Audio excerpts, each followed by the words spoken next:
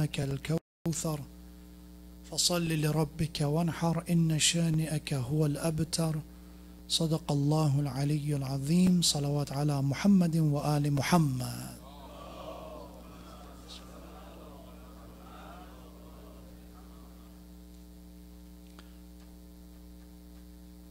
There's a tradition narrated that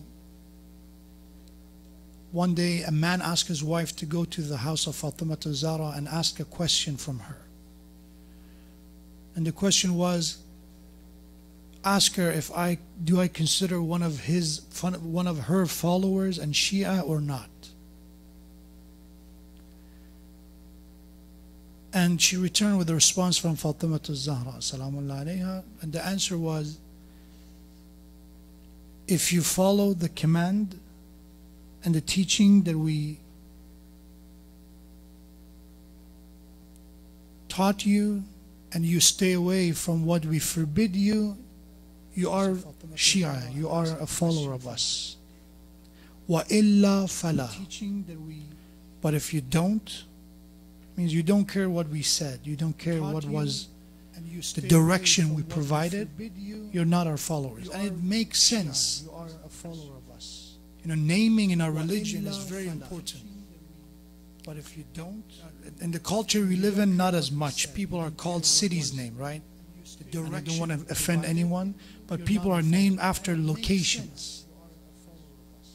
Some names have no even meaning. And I know some individuals choose certain names because it's easier to pronounce in this society. We're scared to name our children names that is hard to pronounce. And I understand that, but to choose a name that has no meaning.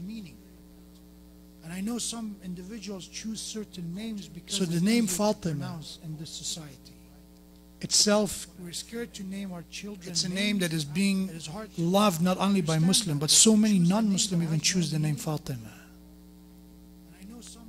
You know, in Portugal, there is a city called Fatemiyyeh, which goes back to the history of Islam, of course. But there is a name that is being loved not only by Muslims, but apparition they call in Christianity, Our Lady Fatima or Fatima. It's one of those apparitions that happened that 3 children they saw some form of manifestation of the Hazrat Maryam, and that's being known as Our Lady Fatima. So the name Fatima they know is Arabic, and they know the meaning of it, how beautiful it is.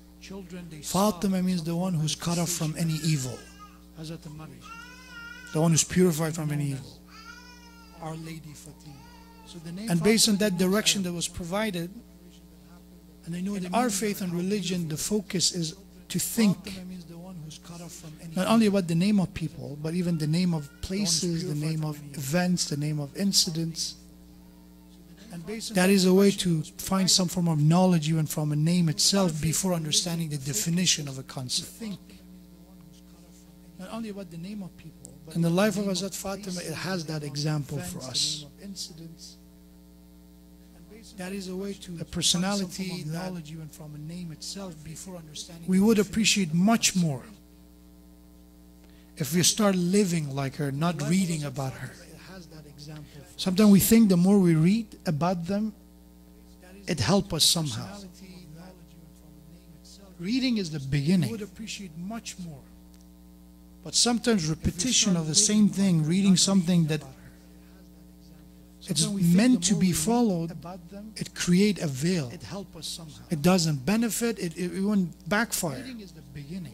Quran is an example of that. The Prophet said, رُبَّ تَالِ الْقُرْآنِ وَالْقُرْآنُ يَلْعَنُهُم. There's so many who recite Quran and the Quran is cursing them in return because they read it, and the more and more they read, the less and less they follow.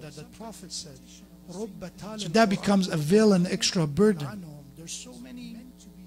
The life of Ahlul Bayt is the same example. The more and more we know about Fatemiyyeh Zahra, and our life is least and least resemblance of what they try to teach us. So that becomes a veil. That's the shocking part. The life of Ahlul Bayt. Recently I've heard people talk about the status of Sayyid, which we have to respect. But at the same time, Sayyid doesn't mean you're immune from punishment of Allah. That's not what I'm saying. That's a tradition of Ahlul Bayt. That's what Quran says. Talk about the status of Sayyid. The same way a wife of Prophet is not immune from the punishment, But at the same time, the child of the Prophet is not immune from punishment either. That's not what I'm saying. That's a tradition of Ahlul Bayt. But at the same time, people are so obsessed with this topic because it's okay when you see a Sayyid, respect a Sayyid. From the punishment. But at the same The time, child of the Prophet is not immune. It It doesn't mean that, again, you have to forget about yourself as well. But at the same time, people are so obsessed. That okay, because you call yourself Shia, and that is the title. A Muslim, that's the title, that's the label. It doesn't mean I'm immune from Allah's punishment because I call La ilaha illallah. I'm immune from going you call yourself to the path of deviance because I say I believe in God. Of course not. It doesn't mean Reading, reciting, confessing is the beginning. But what it comes ultimately to is how we live. And inshallah we live good. Inshallah we live that way. And that is the point of this lecture and the lecture of the Thursday, inshallah, and the coming one. That's how we can live a life that is close to the teaching of Hazrat Fatima, especially the concept that I started about, which, as I said, is the threat against, and that is family. And I can see that when I say family, I'm not talking about marriage, by the way, not only marriage. Because the moment a family talks about, okay, Sheikh again wants to talk about, help people getting, no, I'm talking about family. Means parents, means sibling, means relative. When I say family, I'm not talking about marriage, by the way. We're living at a time that people, unfortunately, due to the lifestyle that we have, we're more and more obsessed with taking care of ourselves and ourselves only. We don't have time for others. We have time to like their pic. Got bigger. We have bigger houses compared with probably 100 years ago or 50 years ago. So many of you ask your parents and grandparents, they will tell you that in the house they grew up, majority of them, they lived the house that was not every child have their own room. That was not a concept. But our house got bigger. We have bigger houses. We got, our own room and our own privacy, and that somehow didn't help us to. So okay, now I have less concern about the physical comfort. Let me get more connected to my family. It unfortunately had a disadvantage of distancing people. That actual physical wall between us and our sibling created an actual wall that I don't even know my sibling. So okay, now I have less concern about the physical. Few years ago, let me get more connected to my family. and this is experienced, by the way, even speakers and ulama and scholars, anyone, we're in the process of sometimes learning. Between us and our sibling, Different culture, different society, that sometimes means different norms, different reactions. It's a new phenomenon for me. And that was that a few years ago I asked a young man, how is your brother doing? And that person got upset. I said, why are you upset? I said, why are you asking me about my brother? I said, because he is your brother. So, but that's not my business. I'm not responsible for him. The way they interpreted my question was very different. That was a cultural difference. I understand that.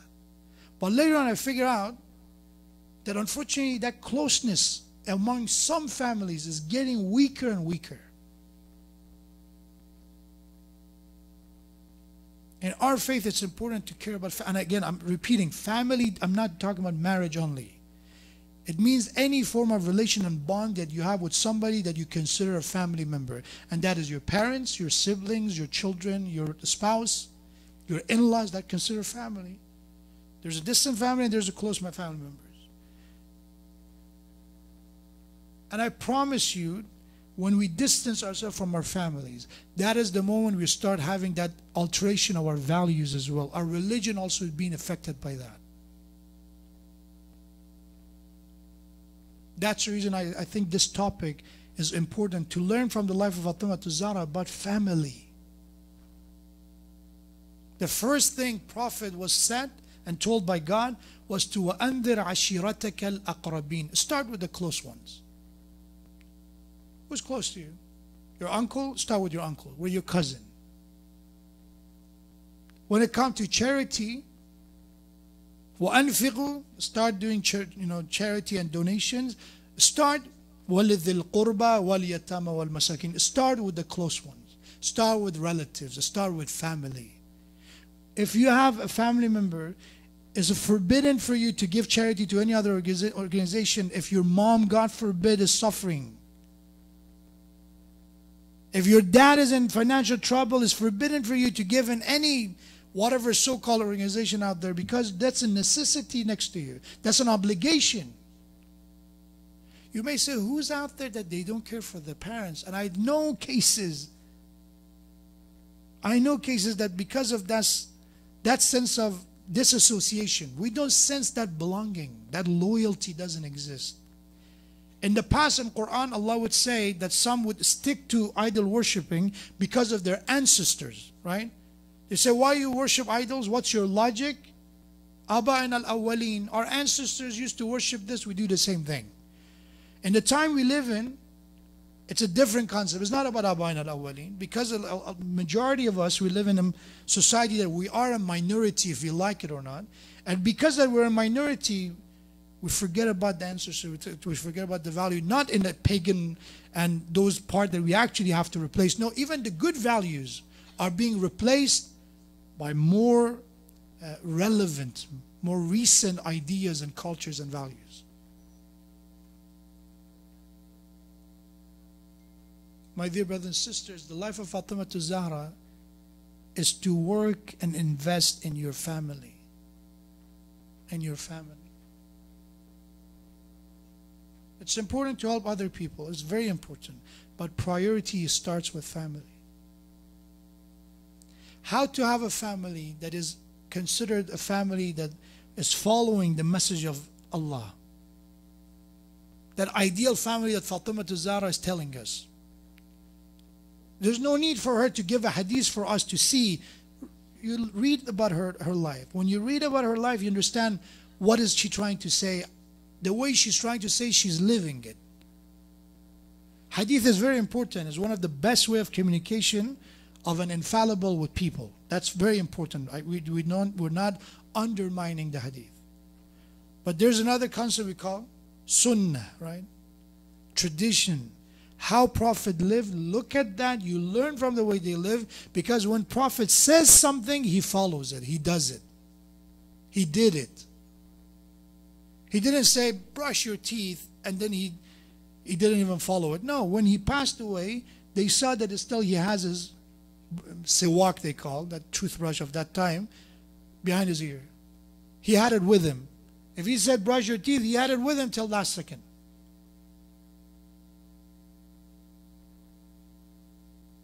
He used to carry it behind his ear. Sorry, when he passed away, they find it next to his body. And when we look at the life of Fatimah Zahra, what she lived by? Family. You know, in the last moment of her life, what she did? She made sure that her children doesn't watch her die.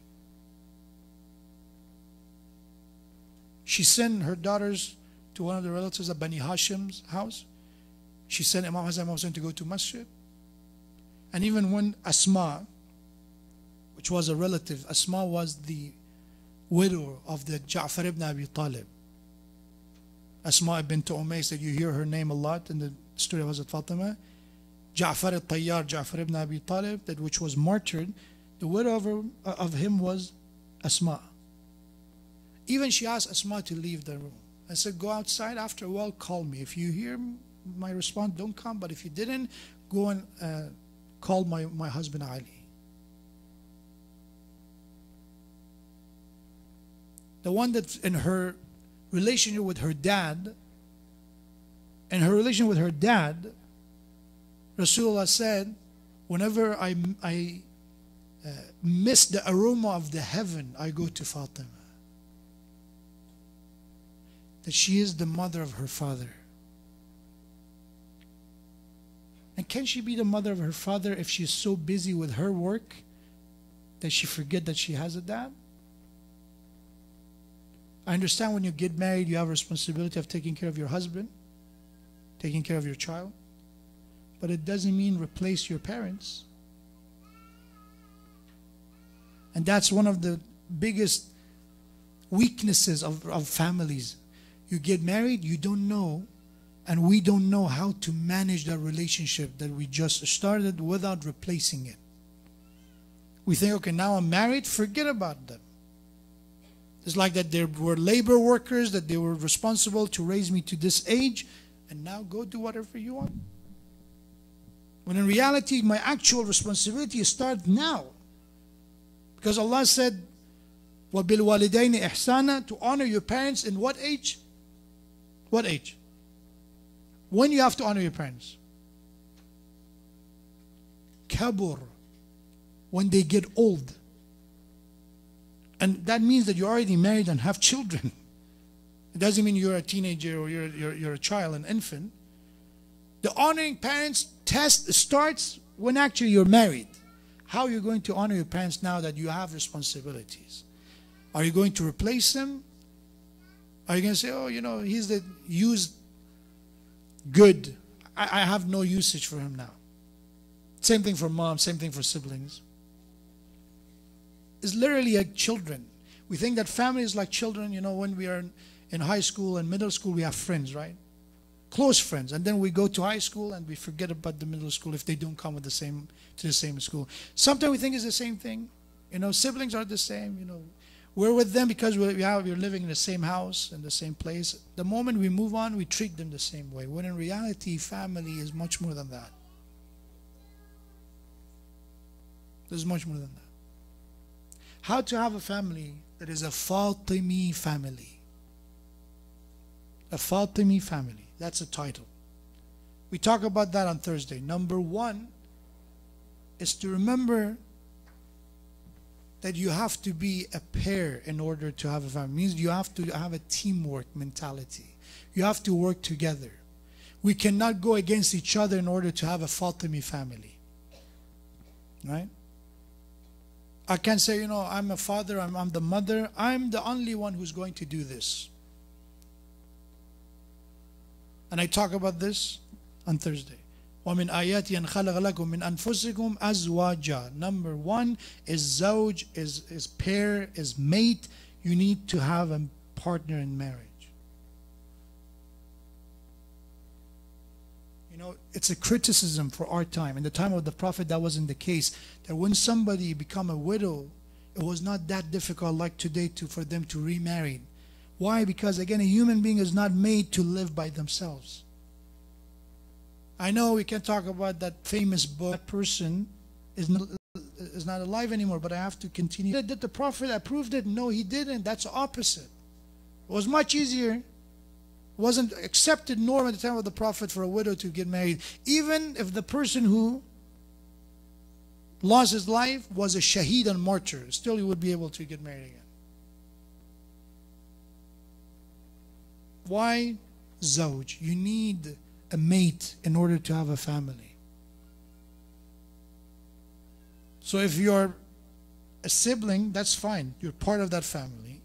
You have a unity and union, which is parents. They're there to take care of you.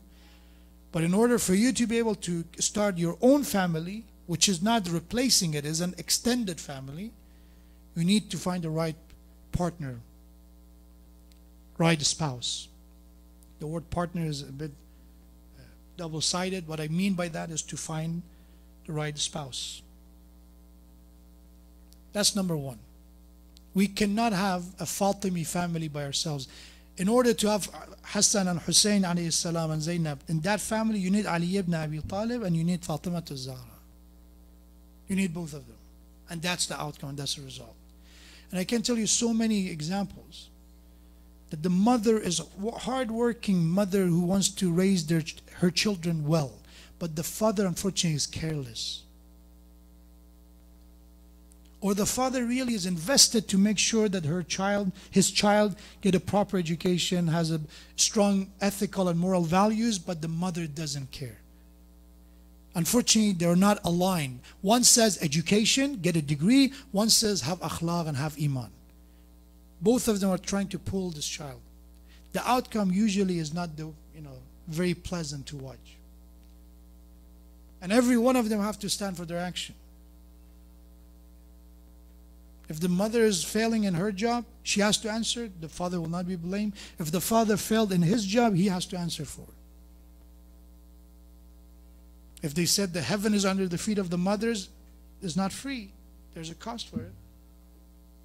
If the fathers have that much hadith and tradition about their honor, it's not for free. There's a cost for it. It requires work. So that's number one. Fatemiyyeh family needs the right spouse, a right partner in order to be able to maintain that family. That's the reason we should not consider somebody get married after the loss of a spouse a betrayal. Fatima to Zahra, after the loss of Fatima to Zahra, Imam Ali married al-Baneen. Salamun alayha.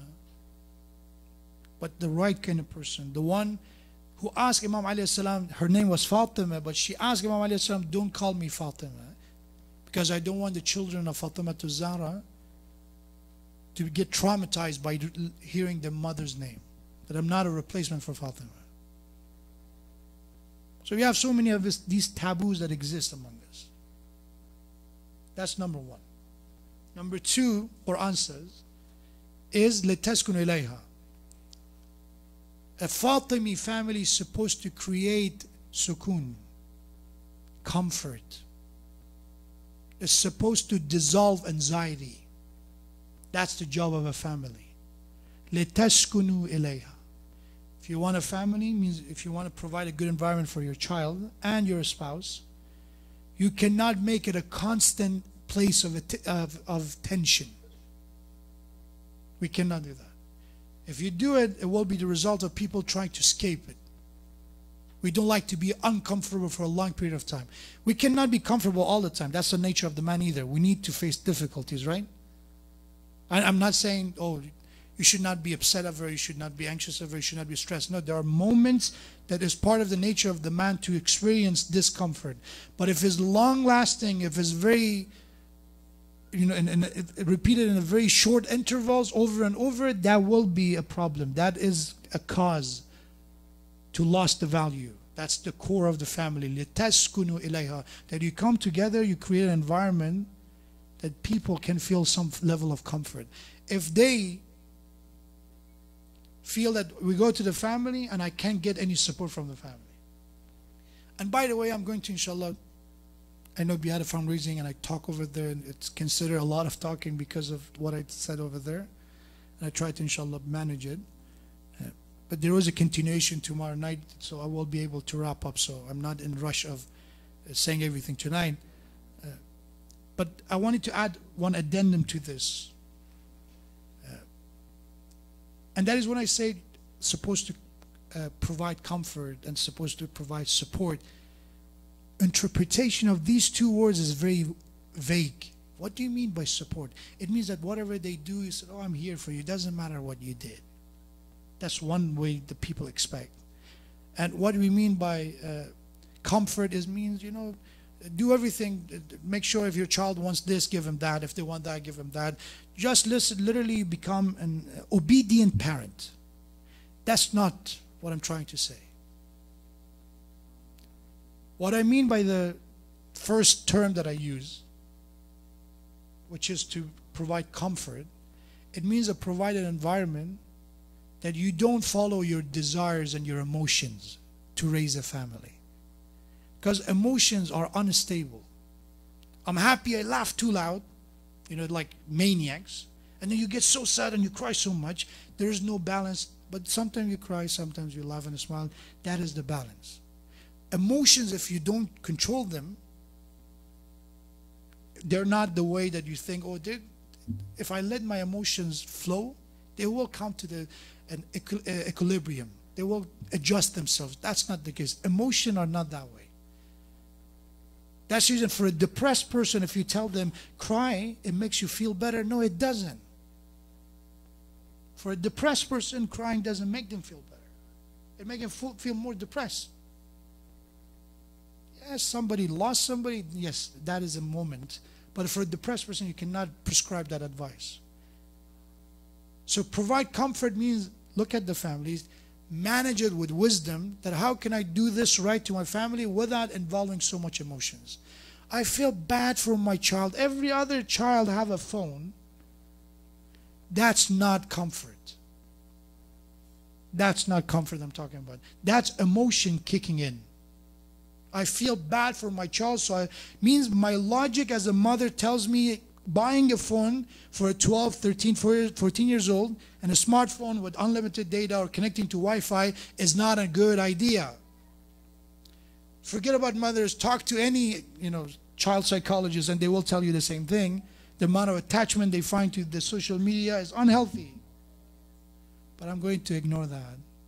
Why? I feel bad. I want my child to have everything. And one of the signs of the emotion is what? Right? You're familiar with that voice, right? It's like that. That is the justification for everything. That's the reaction, emotional reaction. I'm not against sympathy. I'm not against kindness. I'm not against gift. I'm against emotional burst. Emotional decision, I'm going to do this. And Islam is against that as well. لا أرى الجاهل إلا كان مفرطا أو مفرطا. Imam alayhi salam said, an ignorant decision, an ignorant person is the one who acts based on extreme spectrum of life. Do too much or not enough. Too much emotion, too much sympathy, too much obedience, and being so strict and so hard that you don't care, you don't have that flexibility sometimes. And I know both cases in parenting around me with the children that I work with. Some parents, they don't let the child breathe. Okay, go to school. After that, we go to that, extra curricular activity that we have. Then I take to a karate class or kung fu class or I don't know, whatever class they consider important. And then after that, let's go to masjid. You have to learn Quran, right? Then after that, we go home and then you have to sleep at 9 o'clock. It's important to give responsibility to your child, occupy them, but when they're going to breathe. When you're going to take them to a park, okay, 30 minutes, just go play. The younger children I'm talking. That's one. Helicopter parents. They call it adolescent, right? And then we have the other side, the mellow parents. Right? Do whatever you want, baby. What do you want? What do you want? You want 2 iPhones? I give you 3 iPhones. You would laugh at this, but I've seen it with my own eyes. These are the extreme examples. The lesser extreme are the one that the mom is, for example, they ask the dad, can I go to the birthday party of someone? And the dad, based on whatever, they have to consult the mom and all that. That's a good idea to know. But they say no. And then they are very good manipulators, the kids that they are. They go to the mom, right? Mom, can I go? And of course they say no. What your dad said, no, okay, you can. Cry, tears, emotions. And they said, what should I do? This is a bad time and I want my child to feel bad. She's a good child, he's a good child. I said, okay, you're going to go, but don't tell your dad anything. And then they added in the advertisement as well, right? It was a car, and some, for my case, online when I try to see something, you're forced to watch an ad. There was an ad for a car, some brand, I don't know. And the whole story plot of the ad was that this father and son doing things, some activities, some, I don't know, weird and a bit more reckless activities, and everything is that don't tell your mom. Don't tell your mom. And then the next day, the mom has the same car and the mom starts doing reckless things, don't tell your dad. It's a bit funny, humorous, but in real life, that's destructive. That's destructive. If you're not on the same page, that's destructive. And give me one example of the life of Fatimah to Zahra. The word of Fatima and Ali ibn Abi Talib is 2 words. Where? In Hadith al-Kitha we recited, Hadith al-Kitha last night you recited, they ask question about their grandfather, can we join him? And Imam alayhi salam joined them. Which part you see that one person tried to establish their dominance on that family? Or I'm the head.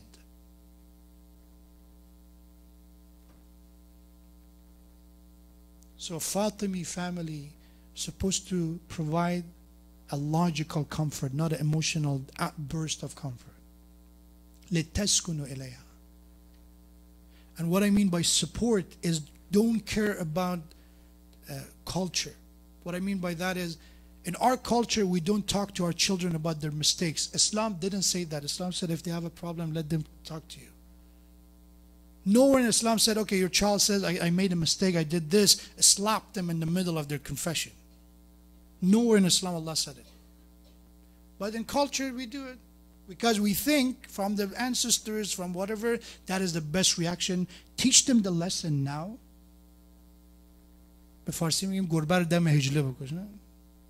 We practice that motto in raising children. Let them be scared of you. When in reality, you're supposed to have authority, not being a boogeyman. You're supposed to be an authority that they understand there will be accountability. Not just blind army system, it's army camp, you have to do whatever. Just blind, yes sir. But extreme is there. And I've seen people even on the minbar of the Prophet giving advice, be friend with your children. And I know, but what do you mean by friend? To post a photo of you and your child smoking together, which we had? Oh, we are spending time together. Or being happy that my child doesn't hide the most horrible thing they do from me? That's being friend? That's being a bad friend. Yes, you are a friend, but a bad friend. Be friend with your kids means don't force them to hide from you, but when they talk about their problem, don't let them. Stop their, talking about it. Don't interrupt them. But once they did, teach them how to deal with the problem. If you don't know, ask and know how to deal with that problem. Teach them how to deal with that problem. And every age requires its own way of parenting. Under 7, one way, up to 14, 15, one way. Teenagers, above 15, one way. لِتَسْكُنُوا إِلَيْهَا. Number 3, وَجَعَلَ بَيْنَكُمْ مَوَدَّةً وَرَحْمَةً. That's what we call Ahlul Bayt, Qur'anun Natiq, the living Qur'an. Take any ayah from the Qur'an. Aqamu salah, establish prayers, Ahlul Bayt. Atu zakah, giving charity, Ahlul Bayt. Jihad fi sabilillah, Ahlul Bayt. Infaq, Ahlul Bayt. Sadaqah, truthfulness. Give me one ayah of Quran that, God forbid, you can say, oh, this Imam didn't follow this. One example. Living Quran means that look at every ayah and you can see in their life that they did it. In the ziyarat of the Ahlul Bayt, any of them, look at the ziyarat, it's very similar. أشهد أنك قد أقمت الصلاة وآتيت الزكاة وأمرت بالمعروف ونهيت عن المنكر وجاهدت في الله حق جهاده وعملت بكتابه واتبعت سنن النبي صلى الله عليه وآله. Every Imam has the same statement. Every Imam. I bear witness, I testify, you followed all these commands which is being mentioned in the Quran. You did it.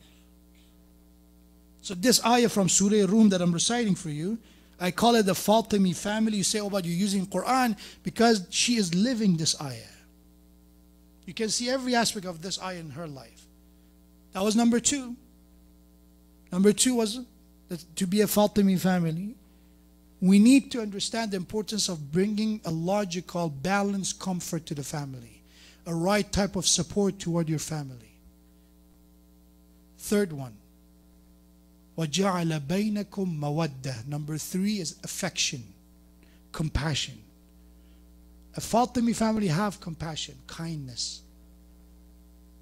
That you could be, and this is a beauty. When I was thinking about this ayah myself, it's a very famous ayah, everybody recited at nikah, the moment of marriage. But when you think about it, that was my understanding of this, and it doesn't mean it's a complete understanding. That's the beauty of Quran, that every day you look at it, you can gain some new wisdom from it. Because the Word of God has so many dimensions that you can look at from a different angle and gain something new. That the beauty of that in this ayah, first Allah said, you need a mate in this. Number 2, that you need that a logical comfort. But number 3 said that you should not be too rigid. You cannot just treat it like a business. Because in business, everything is logical. Everything, works based on a certain instruction. But the third one said, mawadda. Don't forget, a Fatemiyyeh family, a Qur'ani family, is the family that have compassion. That you cannot say, you're fired, get out of my house. You cannot do that. You need mawadda, you need compassion. Mawadda, Allama Tabatabai said, that's the inner part. That's a compassion that you have in heart. Number 4 is rahmah, that you need mercy. So Quranic family, a Fatemiyyeh family, is the one who have compassion and has mercy. 3 and 4, compassion and mercy. That you need compassion, that's what you have in heart. You love somebody, you care for them. Even if they try to push you, that's compassion. You try to push them away. If they try to push you away, you still go back to them. That's compassion. When you say in the name of Allah, the most beneficent, the most compassionate, the most merciful, because we are pushing away Allah. We turn our back to Allah. We disobey Allah, right? We do everything and still He comes back. Still show us signs, send us prophets, try to guide us. That's what compassion is. That somebody tried to push you away, you still try to go and help them. That's family, mawadda. You cannot say, oh, I tried to help them, they didn't. How many times you tried? Once? Once? Yeah, and I told them, do you want help? And they said no. I said, no, that's not a family. You're supposed to try until you reach a level of certainty that there is no hope. And number 4 was mercy, and I'm going to finish with that. Mercy. Mercy, Allama Tabatabai said, that's the compassion in action. That when you show it, one is that you care and you go back, but rahmah and mercy is that now they made a mistake. They oppress your right somehow. Now, because of that family, because of that structure, you forgive. You're able to forgive. You're able to be merciful. And we have to be merciful. I know children who have grudge from their parents. It's very bad. I was invited, and a family was kind enough to invite me, and at the table, the son was already married. And he said, yeah, and the dad is sitting, mom is sitting, his wife is sitting. So, yeah, my dad used to, for example, get angry easily, shout at me, and I didn't do anything wrong. And the poor dad's head was down. That he made a mistake. From his body language, you can understand that he knew that what he did was wrong. But of course, he's old now. Of course, he's at a time that all that, what he could do about it. Mercy means as a family, you cannot bring all those wounds back and throw at each people's face over and over. Yeah, he did this or she did this. That's putting salt on the wound that is trying to heal. And mercy is the way to let healing happen. Having mercy. And our Prophet was a prophet of mercy. Hazrat Fatima, as I said, she didn't want her children to watch her die. May Allah give us the tawfiq to remember these 4 principles in our own families. To invest in families. Husband try to be close with his or her family. Because if they are betraying the family that they were born into, they will betray your family, I promise you. To forget where they came from, who they were. And at the same time, don't fail your responsibilities either. Again, please balance my lecture. I'm not trying to say, focus so much on after getting married, so much on your parents that you miss your responsibility as a husband or as a wife. Balance it. How to do it, that's the responsibility. May Allah, inshallah, give us the tawfiq to learn from the message of Allah subhanahu wa ta'ala, Holy Quran, to learn from the message of the Ahlul Bayt, especially Fatemiyyeh al-Zahra, salamullah alayha, inshallah. Let's say a salam to Fatemiyyeh al-Zahra. May Allah give us the tawfiq to be Za'ir and the visitor of cemetery of Baqi, Rasulullah's mosque, and inshallah the holy lands in Karbala and Najaf. And may Allah give us the tawfiq to be worthy of the shafa'ah and intercession of Fatemiyyeh al-Zahra, salamullah alayha. Assalamu alayki ya Fatemiyyeh al-Zahra, ya bint Muhammad, يا قرة عين الرسول يا سيدتنا ومولاتنا إنا توجهنا واستشفعنا وتوسلنا بك إلى الله وقدمناك بين يدي حاجاتنا يا وجيهة عند الله اشفعي لنا. Everyone. يا وجيهة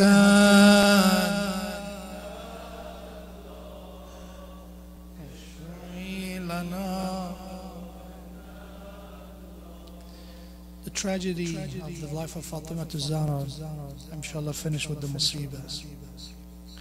That Imam Baghi alayhi salam said, Ummuna Fatima qad dhaba wa dhahaba lahma. So our mother Fatima, toward the end of her life, she melted like a candle. That her flesh started to get weaker and losing weight, to a level that she used to cry day and night out of all the adversities that she experienced.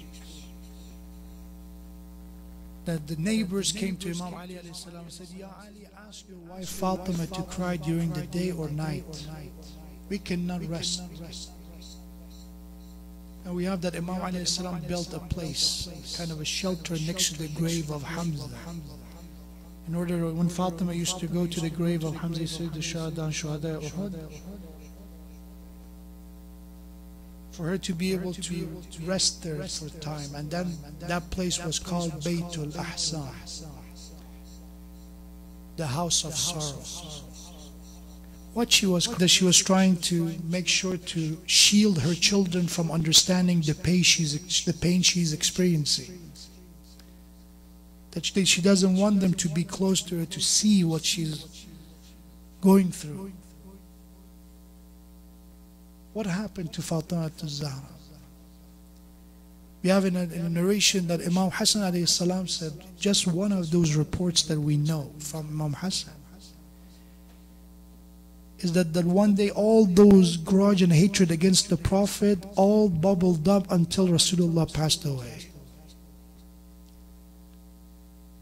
All those name calling, all those disrespect toward the Prophet, now because Prophet had all the Muslims around him, they kept it together, they kept it with themselves until Prophet died. And when Fatima is walking with her child Hassan, Imam Hassan said that I saw somebody approaching me and my mom, and I said, what he wants? And the moment I figured out what happened when I saw my mother on the ground from this force of the slap of that man. And I was a child and I couldn't do anything about that. How difficult it is for a child to watch the abuse and assault of his mother. That toward the end of the life of Fatima, I mentioned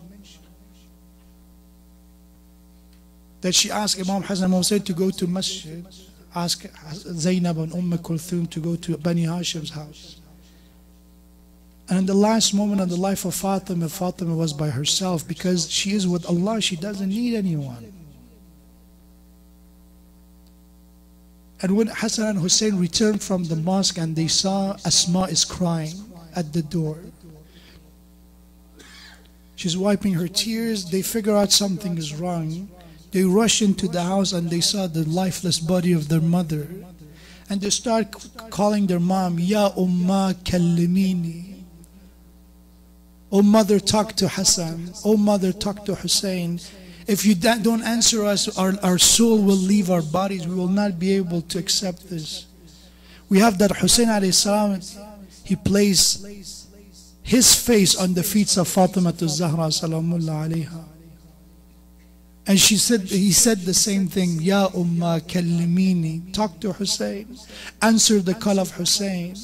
That was the moment that the children of Fatima became orphaned. Asma helped them, comforted them, and said, go and call your father Ali to come. Ali ibn Abi Talib, Fatih, and the victorious of the Khaybar is in Masjid. The man whose armor has no back, he never turned his back to the enemy. Remember, this is Ali ibn Abi Talib. Nobody saw weakness in the character of Ali ibn Abi Talib, except in the moment of dua and prayers that his body would tremble and shake.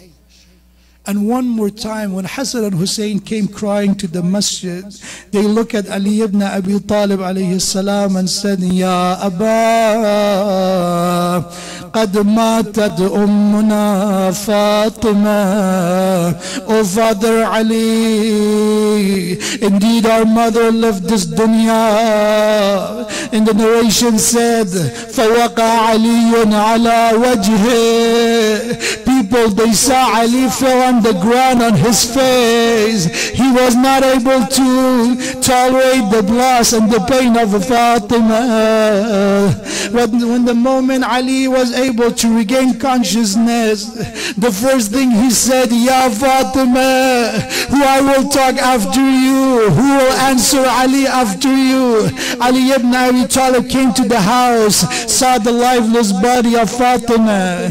She is the one that in the time of difficulties with Ali ibn Abi Talib, this was the beginning, that when Ali has no one and has to talk to the well in the middle of the night, and you start calling, Ya Fatima al-Zahra, oh Fatima, answer Ali. No answer came from Fatima. Ya Binta Rasulullah, no answer came from Fatima. Ya al-Hasan wal-Hussein, no answer came from Fatima. What happened to Ali at that time when he washed the body of Fatima in the middle of the night, with few people carried the body of Fatima? As he wanted to place the body of Fatima inside the grave, there was no mahram for Fatima. Only Ali. The children are too young to help Ali. Ali is the only one, but it's easy because this body lost so much weight. It's so easy for Ali to take the body by himself. He took the body and placed it inside the grave, and at that moment he said, Ya Rasulallah, I'm embarrassed. When you gave me the hand of Fatima in marriage, your daughter wasn't like this. When you gave me Fatima, her face wasn't like this. وَأَلَا لَعْنَةُ اللَّهِ عَلَى الْقَوْمِ الظَّالِمِينَ وَسَيَعْلَمُ الَّذِينَ ظَلَمُوا أَيَّ مُنْقَلَبٍ يَنْقَلِبُونَ يا رب الحسين بحق الحسين اشف صدر الحسين بالظهور الحجة. يا رب الزهراء بحق الزهراء اشف قلب الزهراء بظهور الحجة. For the honor of Fatima al-Zahra and for the soul of all marhumin. As you know, inshallah, we will have the Azadari. Just remember all those who used to be with us, they're not with us anymore. Those who served this masjid, those who volunteered in this masjid. And also the lost one of your family. And also for the shifa and the healing and full recovery of all those who are ill and they requested dua. May Allah honor them with shifa and complete healing. Let's recite Surah Fatiha with the salawat ala Muhammad wa ali Muhammad.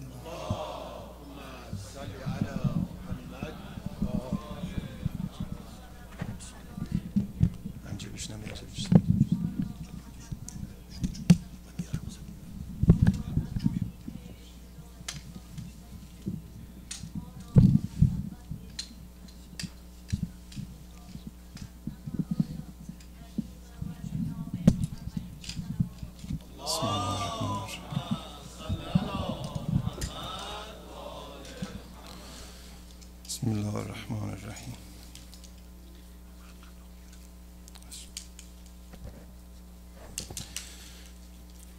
الهی کم نشه سایه سایت از سرم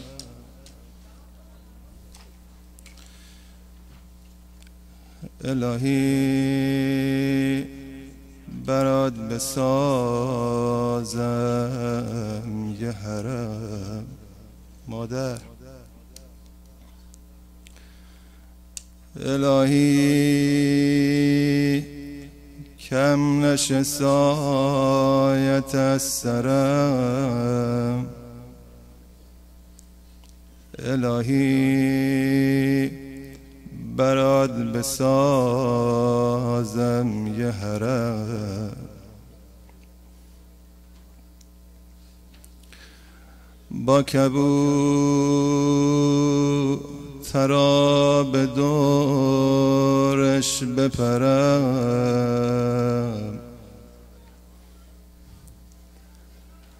شبای فاطمیه از غربتت. مادر شبای فاطمیه از غربتت سینم کبود مثل صورتت سینه میزنم برا مصیبتت سینه میزنم برا مصیبتت. صدا داره میاد دلامون پریشون امشب دلامون پریشون امشب برات روزه میخونه امشب دلم غرق بارون امشب دلم خون امشب. صدا رو گوش میدی بابا نبودی ببینی تو کوچه چی دیدم. امام حسن داره میگه بابا نبودی ببینی تو کوچه چی دیدم. بابا نبودی ببینی که من چی کشیدم. بابا نبودی که دنبال مادر دویدم. چجوری دویدم دویدم دویدم بریدم دویدم دویدم دویدم بریدم. امشب الحمدلله رامون دادن. یا الحمدلله الان ته دلت بگو آخه امروز خیلی یارو از خونه دم غروب امیرالمؤمنین بیرون کرد. اگه میبینی امشب دعوتت کردن یعنی محرمی انشالله. یعنی انشالله بیبی قبول داره. آخه غروب یه خبری تو مدینه پیچید، همه اونایی که اون روزی که در آتیش زدن یه نفرشونم نیومد، اگرم اومدن فقط برا تماشا اومدن. امروز همه ریختن در خانه علی. عباس ابن عبدالمطلب آمد، پسر برادرم چی کار کنیم؟ صدا زد عمو به اینا بگو برن، همو بذار یه ذره دور و برم خلوت بشه ببینم میخوام چی کار کنم امشب. آخه من هنوز زینب و یه بغل نگرفتم بعد مادر، من هنوز با بچه‌ام یه ذره خلوت نکردم بعد مادر. عمو بگو برن مردم، بگو برن. همه رفتن، خواص، سلمان، مقداد، حذیفه. آقا یا امیرالمؤمنین ما چی کار کنیم؟ صدا زد سلمان شما هم برید، خودم خبرتون میکنم. همه رفتن خانه امیرالمؤمنین، خلوت شد. آخ بچه‌اش اومدن دور بابا رو گرفتن. وای مادر، وای مادر. آروم آروم سیاهی همه آسمان مدینه رو فرا گرفت. امیرالمؤمنین یه گوشه نشسته، بچه ها هر کدوم یه طرف زانو بغل گرفتن. دیدن کلثوم اومد کنار زینب نشست، خواهر کوچیک است، اومد سر رو شونه زینب گذاشت. خواهر چه خبر شده تو خونمون؟ خواهر برای چی مردم تو خونمون جمع شده؟ خواهر این که میگن از دنیا رفته کیه؟ فزه من چی کار کنم با این کلثوم؟ امیرالمؤمنین هم نشسته. یه دفعه آروم صدا زد حسنم، جانم بابا، حسن جان برو بیرون تو کوچه ببین چراغای مدینه خاموش شده یا نه. آمد یه نگاهی کرد، برگشت، بابا دیگه همه چراغای شهر خاموشه، اهل مدینه خوابیدن. شما تصور کن خواهرا صدای من نالایق و میشنوید، امشب رفتی خونه، خب مادری باید بچه تو بغل بگیری، بچه تو براش لالایی بخونی و بخوابونی. امشب وقتی میخوای بچه تو بخوابونی آروم زیر لب بگو وای از بچه های فاطمه. امشب زنای مدینه بچه هاشونو خوابوندن، براشون لالایی خوندن، اما فقط بچه های فاطمه یه گوش شونه به شونه هم ناله می زدن. وای مادرم وای مادرم جوان لنا مادر جوانه اما قد کمال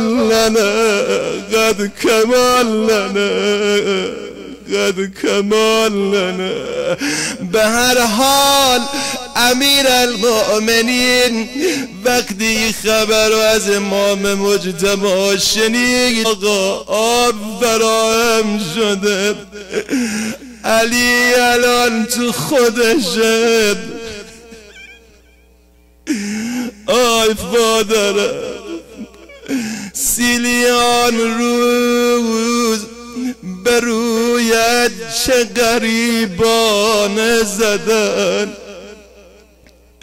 خرمن آتشان بود که به خرمن پروانه زدن مردم تا در این خانه گل خنده زهرایم بود من ملک بودم و فردوس برین جایم بود تا گفتن آب آماده است دیدن امیر المؤمنین پا شد آروم آروم آستینشو داره بالا میزنه علی بسم الله و بالله و علی ملت رسول الله علی آستیناشو بالا زد این شال دور گردن آروم دور این کمر سفت کرد آقا بلند شد آخه علی دوباره داره میره خیبر از جا بکنه وارد حجره شد اسما بیا داخل اسما نزار بچه ها بیان تو آی آی آی دیدن امام حسن داره با مش به زمین میزنه الهی بشکنه دست مغیره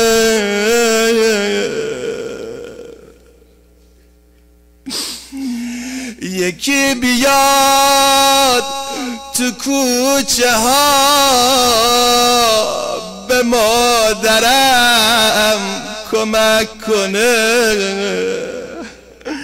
آخه داخل کوچه اتفاقایی افتاد حسن یادش میاد کاری نتونست بکنه هی رو پنجه پا بلند میشد دستش به من بخوره به مادر نخوره آه اما یه وقت دید مادرش رو زمین افتاده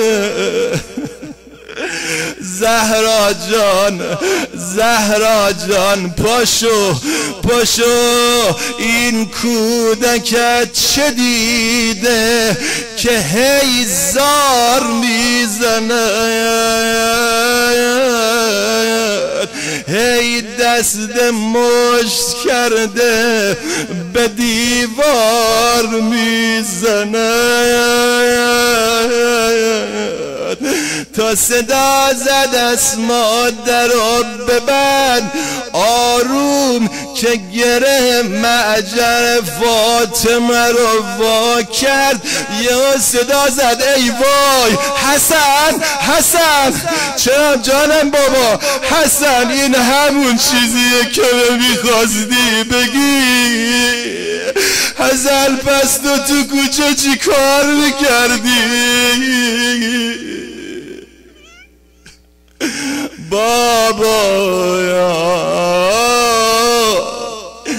بر جا مادری از شوق دست طفل خود گیرد در این کوچه گرفته طفل دست مادر خود را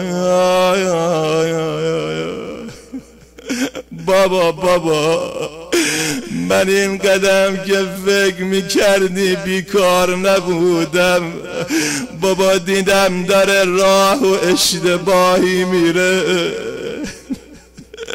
آخه چشاش دیگه جایی نمیدید، چشاش تار شده. دستشو گرفتم، مادر نرو، داری اشتباه میری، داری میری وسط دشمنانت، برگرد. مثل ابر بهار میبارم، رحم کن بر دل علی زهرا، چاره لحظه های دشوارم، رحم کن بر دل علی زهرا. وقت تنگ است و کار بسیار است، غسلت ای باغ لاله دشوار است. گره افتاده است در کارم، رحم کن بر دل علی زهرا. وقت غسلت چقدر لرزیدم، خون تازه به پهلویت دیدم. ای زمین گیر زخم مسمارم، هر جوری بود آروم بدن و غسل داد، کفن و آروم رو بدن بیبی کشید. علی که همه گره های عالم رو باز میکنه، الان میخواد یه گره بزنه. از خیبر براش سخت داره این گره. بند کفن رو رد کرد، گره و تا زد، یهو که در وا شد دیدن بابا مادر رو آروم آورد کنار در، یه نگاه به صورت بچه‌اش کرد. دیدن آن بچه‌اش دارن دق میکنن، فترا زد حلمو تزودو من امکم، بچه ها بیاد مادر رو برای آخرین بار زیارت کنید. دید حسن دوید، حسین دوید، حسن خودش رو سینه مادر، حسین اومد پایین بدن، صورت به کف پای مادر. مادر من حسینم. مادر قدماتو بوسه میزنم، وعده دیدار من و تو گودال کربلا. حالا وقت اون شده مادر رو از خونه ببرن بیرون. دختر امیرالمؤمنین اومد جلو در ایستاد، یه نگاه تو صورت باباش کرد، میخواست حرف بزنه نتونست، یه نگاه به حسن کرد، به حسین کرد، نتونست حرف دلشو بزنه. یهو دیدن سرشو گرفت سمت آسمان، خدا مادرم را کجا میبرن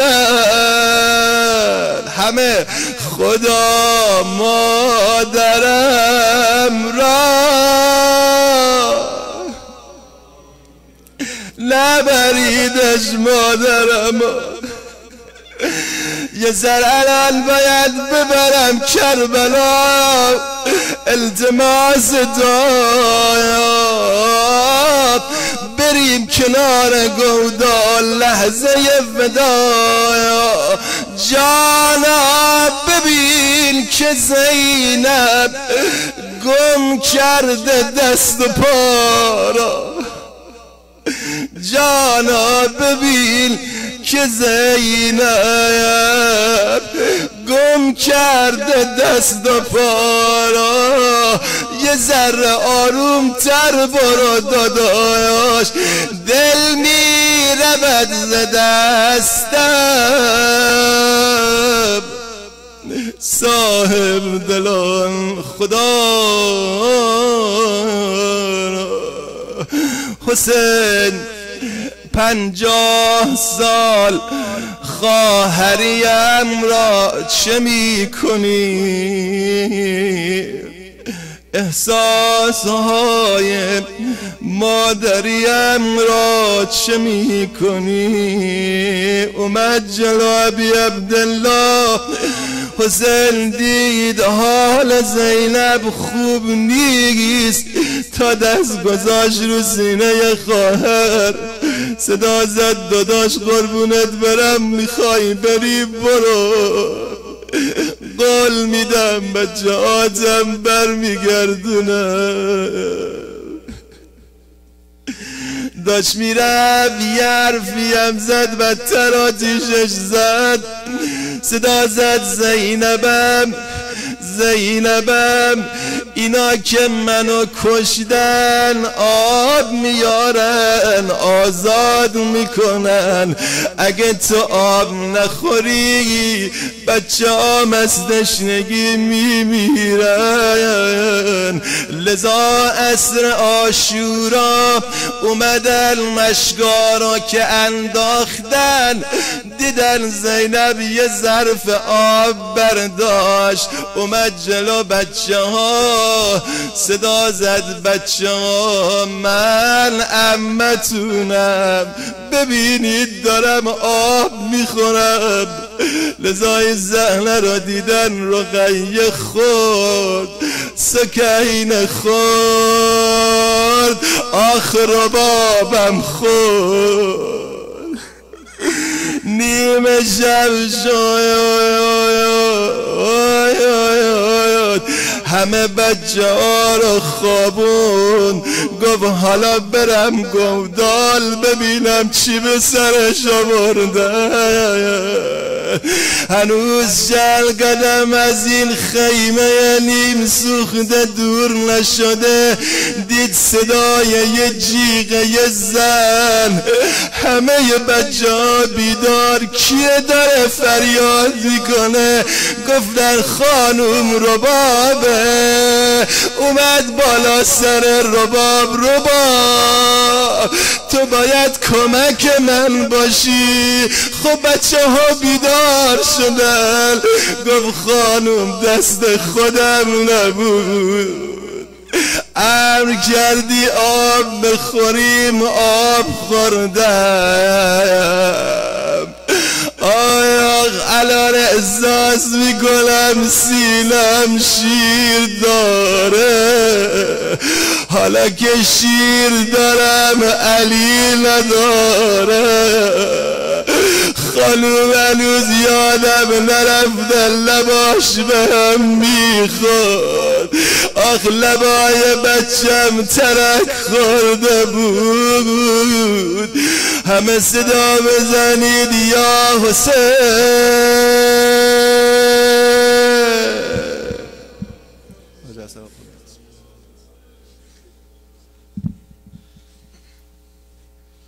ای وای دلم خونه ای وای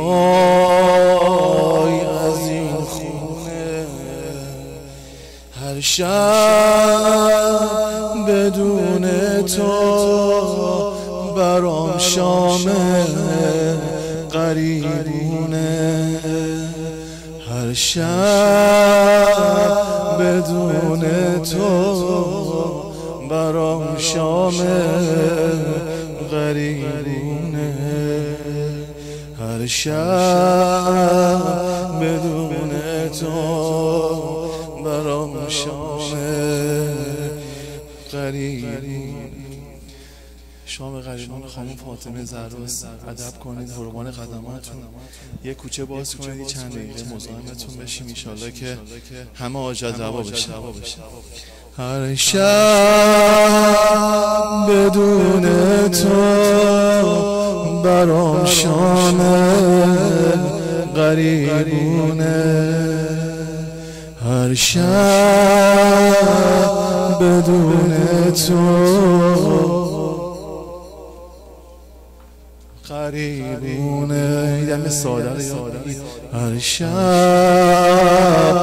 بدون تو برام شام غریبونه، بعد از تو یک لحظه دنیا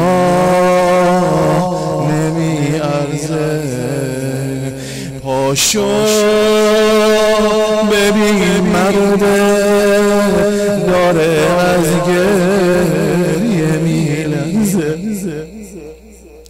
پاشو ببین مرد داره از گریه میلرزه، هر شب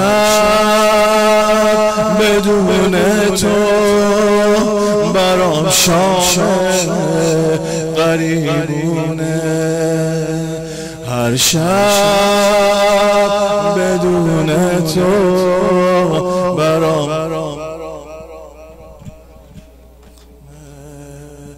هر شب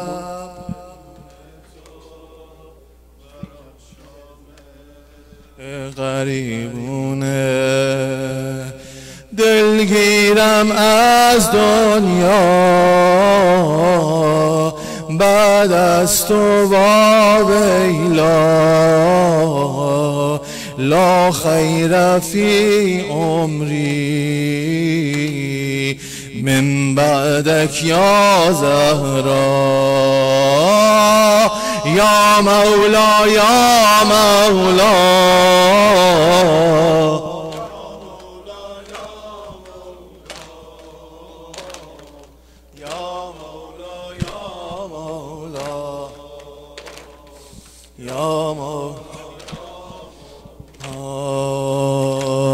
رخته از تو با گریه به تن کردم، جونم به لب اومد تو رو وقتی کفن کردم، جونم به لب اومد تو رو وقتی کفن کردم، خیبر شکم بودم حالا پریشونم، واسه نماز تو میخوام پاشم نمیتونم، واسه نماز تو نمیتونم، هر شب بدون تو برام شام غریبونه. آقا جان هر شب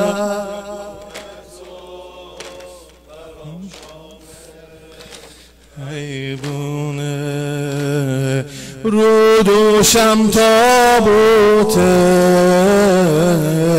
از داغت مبهوتم، تا محشر شرمنده از زخم بازوتم، شرمنده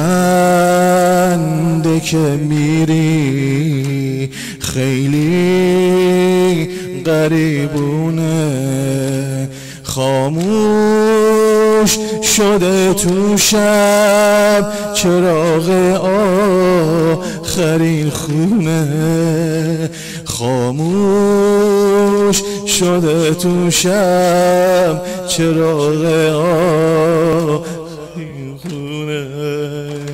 من با یه چند تا مرد تابوت روی شونه، اصلا تو این شهر مگه چند تا مسلمونه، اصلا تو این شهر مگه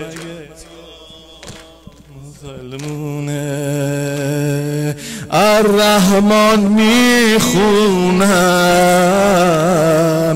با اشکای زینب، دلشوره دارم از عاشورای زینب. وا ویلا وا ویلا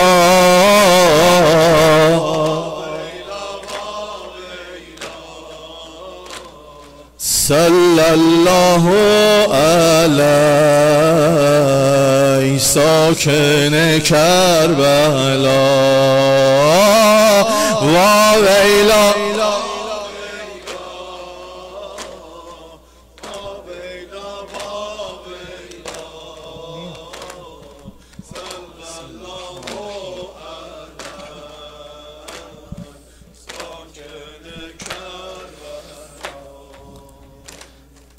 دست من و عنایت و لطف و عطای فاطمه،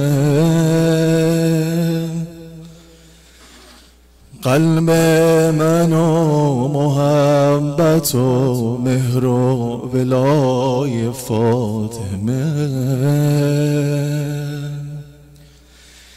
طبع من و قصیده مدح و ثنای فاطمه،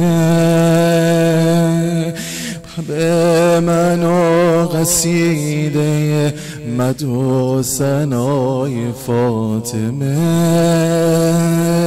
جرم من و شفاعت روز جزای فاطمه،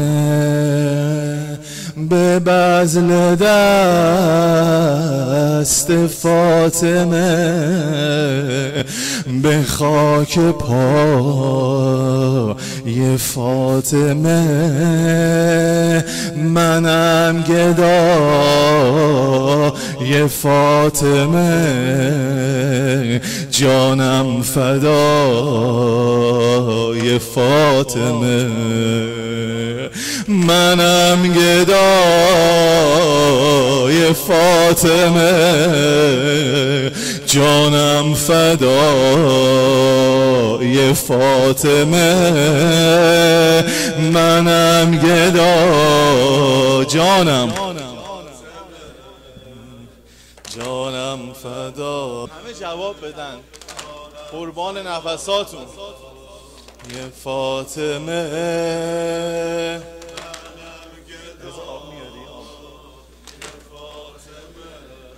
جانم فدا.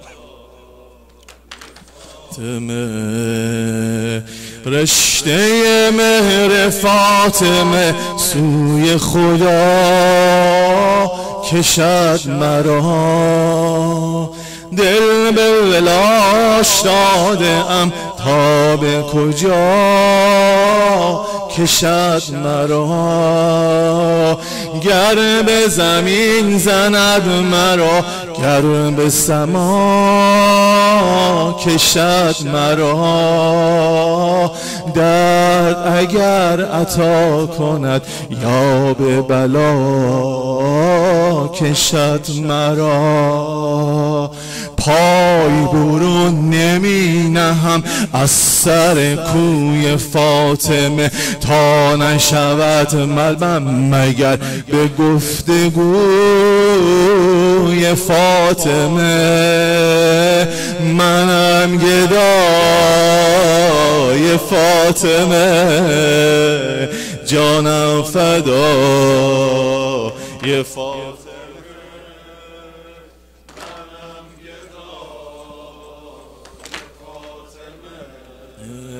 جانم فدا. مهر و محبتش بود طینت من، سرشت من. مهر و محبتش بود طینت من، سرشت من.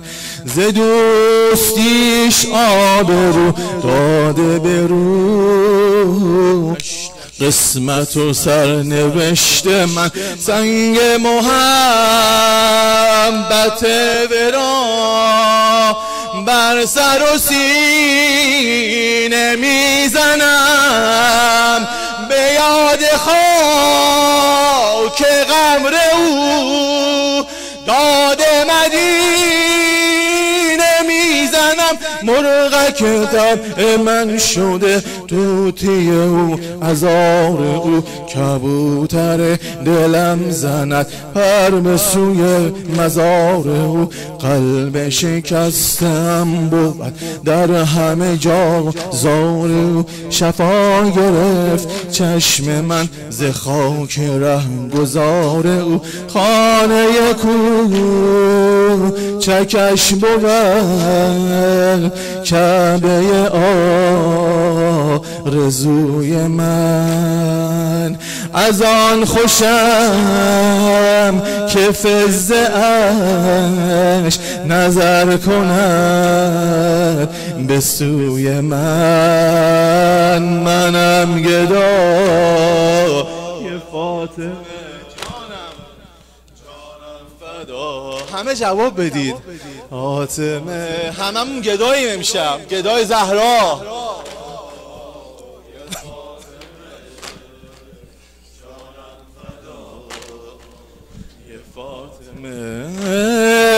رشته چادرش اگر به دست انبیا رسد،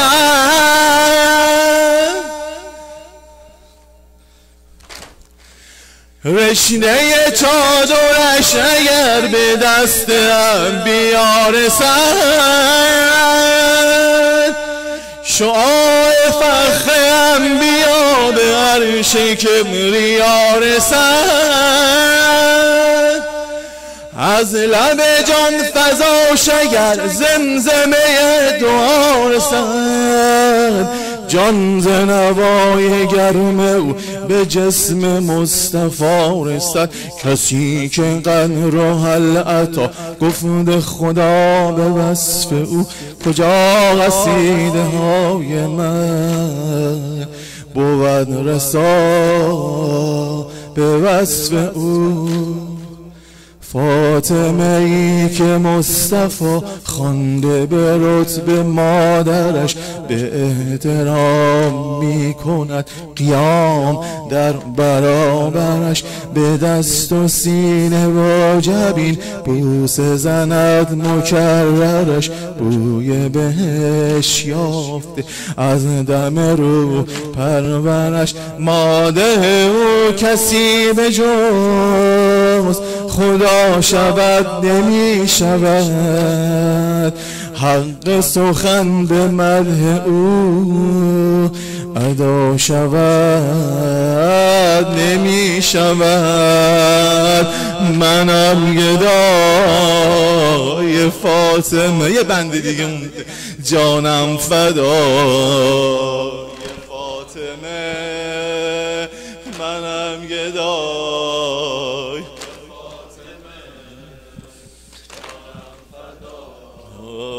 یه فاطمه منم که مهر داغ او نقش گرفته بر دلم سرشته با ولایتش دست حق از ازل گلم اوست که هست تا ابد گره گشای مشکلم ز شعله محبتش داد زیاب محفلم درایم از دری دگر گر از دری براندم نمی روم ز کوی او چه خواندم چه راندم درایم از دری دگر گر از دری براندم نمی روم ز کوی او چه خواندم چه راندم اسمت داوری نبود اگر نبود فاطمه اسمت داوری اسمت داوری نبود جنت و کوثری نبود جنت و کوثری نبود اگر نبود فاطمه هیچ پیامبری نبود اگر نبود فاطمه هیچ پیامبری نبود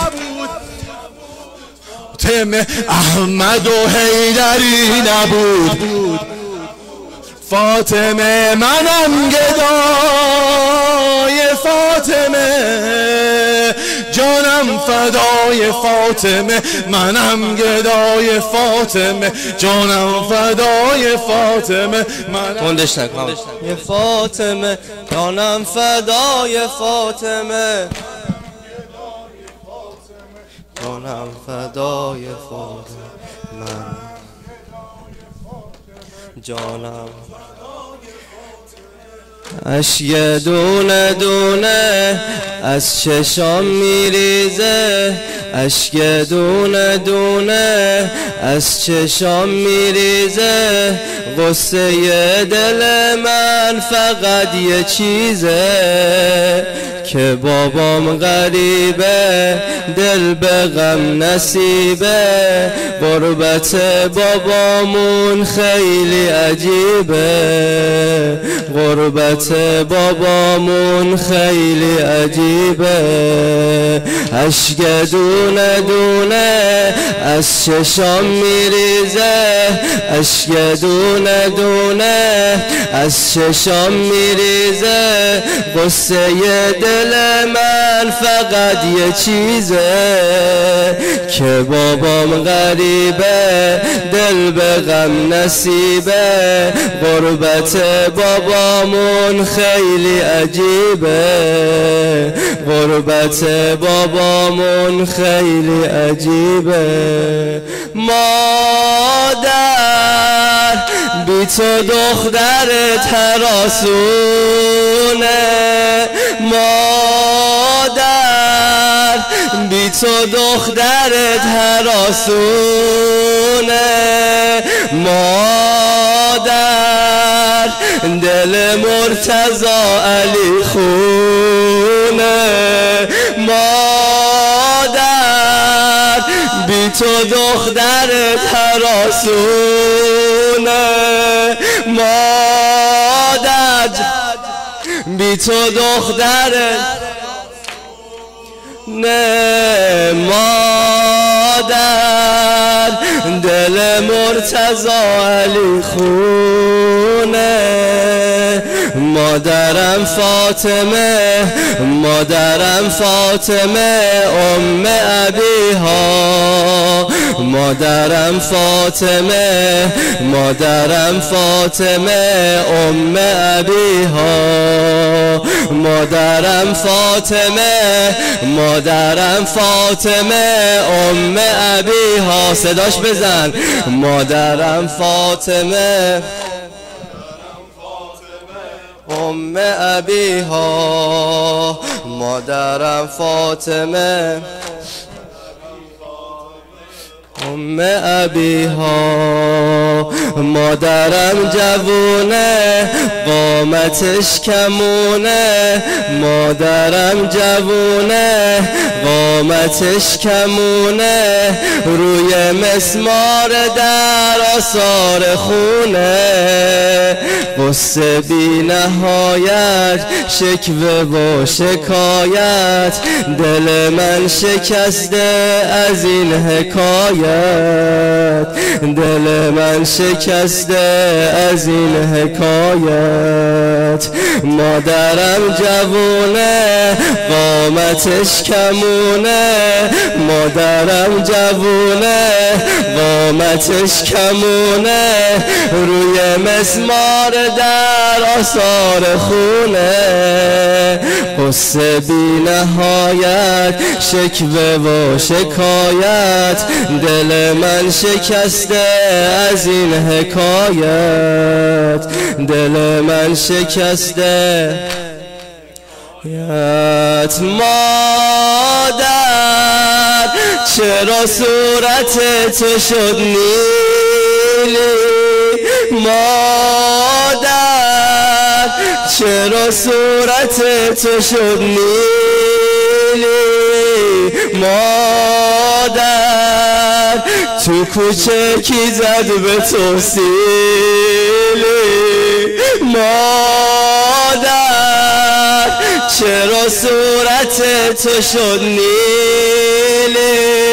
مادر چرا صورت تو شد نیلی، مادر تو کوچه کی زد به تو سیلی. مادرم فاطمه، مادرم فاطمه ام ابیها، مادرم فاطمه، مادرم فاطمه، مادرم فاطمه،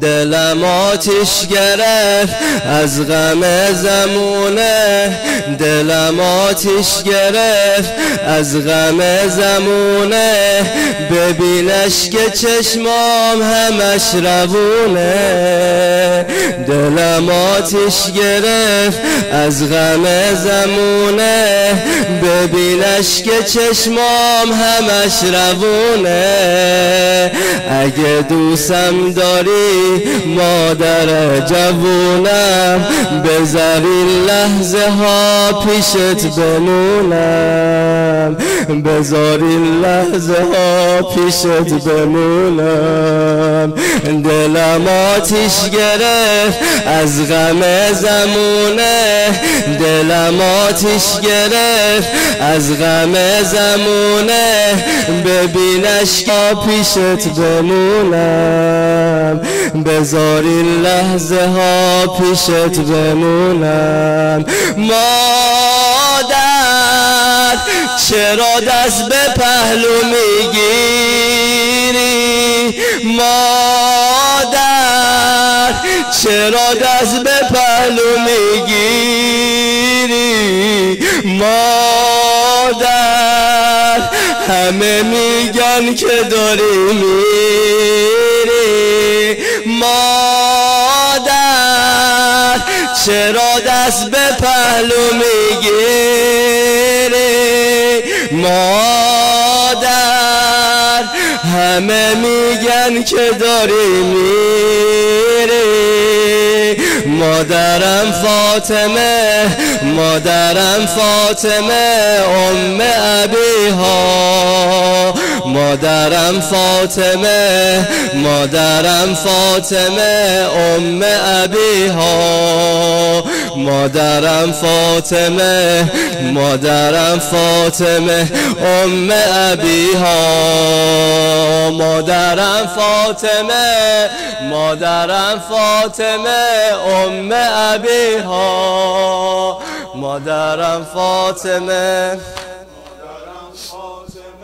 ام ابیها، بر مشامم میرسد هر لحظه بوی کربلا، بر مشامم میرسد هر لحظه بوی کربلا، بر دلم ترسد بماند آرزوی کربلا، بر دلم ترسد بماند آرزوی کربلا، بر مشامم میرسد هر لحظه بوی کربلا، بر مشامم میرسد هر لحظه بوی کربلا، بر دلم ترسد بماند آرزوی کربلا، بر دلم ترسد بماند کربلا.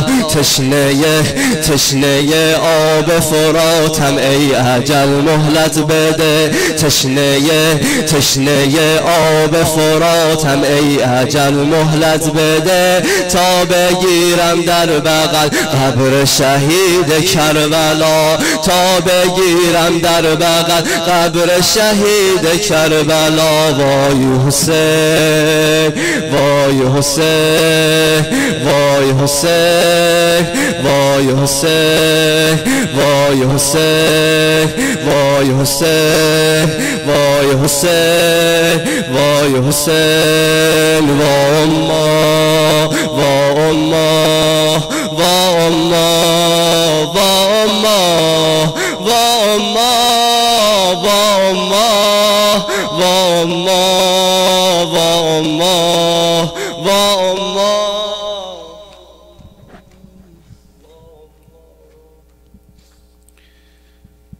صلی الله علیکم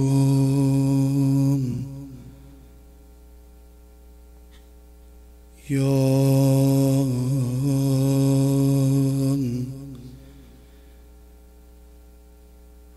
اهل بیت النبوة،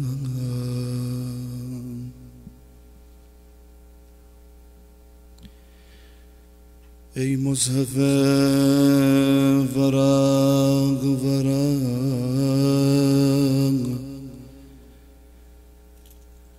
ای روح پیکرم،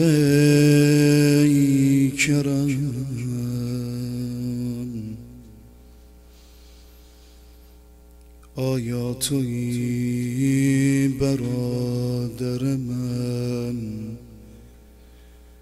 نیست باورم.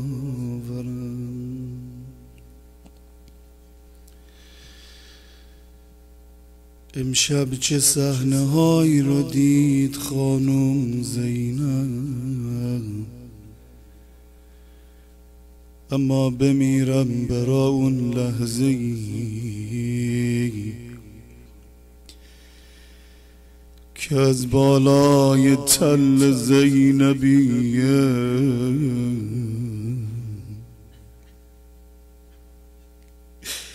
همه بگین یا حسین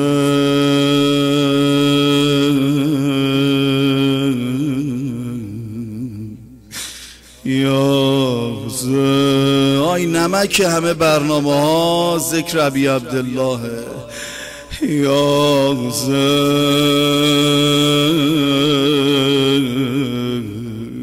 یا حسین. خدای ما را ببخش و بیامرز تا نیامرزیدی از این دنیا مبر. خدای پدر مادر ما را بیامرز، آنچه خیر است به همه ما عنایت بفرما. در ظهور حضرت مهدی تعجیل بفرما. ما را از یارانش قرار بده، چشم ما را به جمالش روشن بفرما. رحم الله من قرأ الفاتحه مع الصلوات.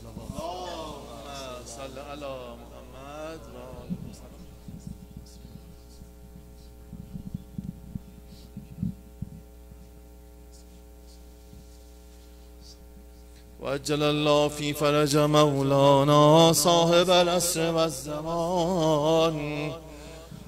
السلام عليك يا أبا عبد الله، السلام عليك يا ابن رسول الله، السلام عليك يا ابن أمير المؤمنين وابن فاطمة الزهراء سيدة نساء العالمين. السلام عليك وعلى الأرواح التي حلت